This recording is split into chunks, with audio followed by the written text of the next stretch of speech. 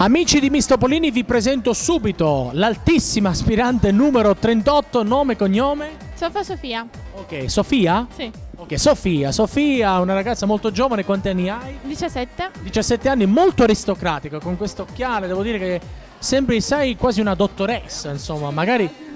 Vorrei andare a fare qualcosa di A. Vabbè, vedi, magari proprio diventerai una dottoressa, chi lo sa? Speriamo. Ok, allora Sofia, raccontati per Mistopolini, chi sei, cosa fai, proprio i tuoi sogni nel cassetto.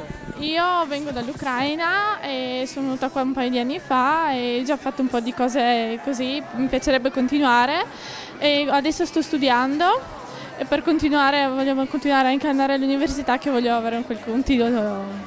Brava, anche perché lo studio deve venire sempre prima di tutto, giusto?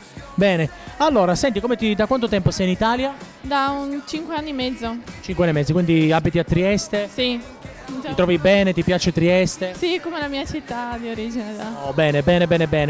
Senti, quanto sei alta? Domandina così curiosa che gli amici che stanno guardando il video diranno Rocco è un nano. In realtà non sono un nano, ma... 1,75 m, 76.